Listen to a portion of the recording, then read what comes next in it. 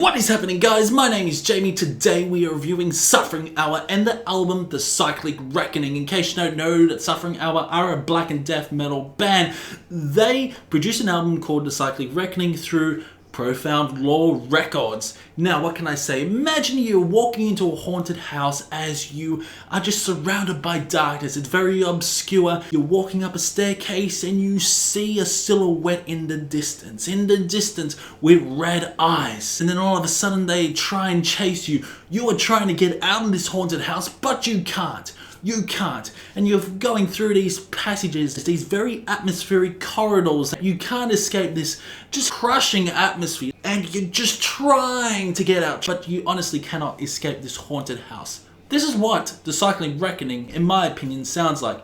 It's harsh, it's aggressive, it's atmospheric. Suffering Hour released an album in 2007 called The Passing Ascension, I think. And this was more of a technical death metal album. Well, they decided to really change things up, incorporate more black metal elements, incorporate more doom metal elements, and more atmosphere, making an album that is close to and definitely an album of the year contender. If you want black metal mixed with death metal, mixed with doom metal, you're gonna fucking well love this, because this is like a black and death doom album, which is so many different surprises along the way.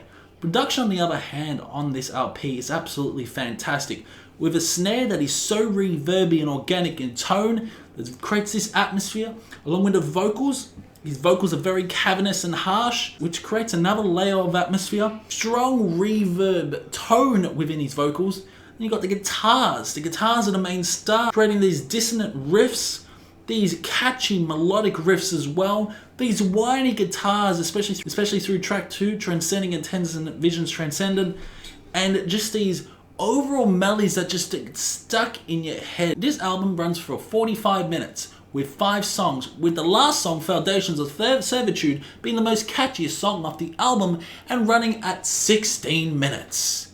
This is a black and death metal album with just so many flourishing moments. Imagine Ad Nauseam, but they are black metal, incorporating a few dissonant riffs, a few odd time signatures, and just so many surprises along the way. If you really enjoy that stuff, you're going to really enjoy Suffering Hour of the Cyclic Reckoning. Back to the haunted house. You're running and you just can't escape. You're running and all of a sudden these spirits are crushing you. And this is the atmosphere on the Cyclic Reckoning, which is so many layers upon layers. There's just so many textures on this album. And where can I begin? Strongholds of Awakening has elements of doom and black metal with some death metal elements as well. I love the tremolo moments, the really nice riffages as well, some whiny guitars, just really love the overall chord progression. Outstanding moments on this song. And leads on to Transcending and Ascendant Visions. Fantastic fucking song overall. Some whiny guitars. I love the whiny guitars on this song, and the drumming is absolutely spectacular. With so many different time signatures and dissonant moments that you just can't really help but enjoy yourself. And it's just like a wave upon wave of surprises. This album is very unpredictable. There's just so many moments that you wouldn't expect. The vocals are more deaf on this, incorporating these cavernous vocals, but incorporates more black metal vocals throughout Abrasive Black Dusk Part 2.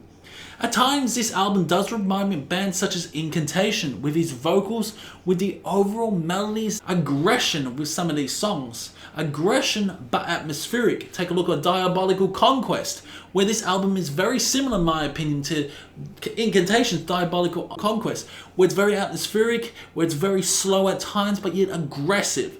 Leads on to the Obscuration. Obscuration is such an awesome song overall, and I just love the build-up. This is the beginning, the prelude of the Foundations of Servitude. And how can you never forget that guitar? Get the guitar moment.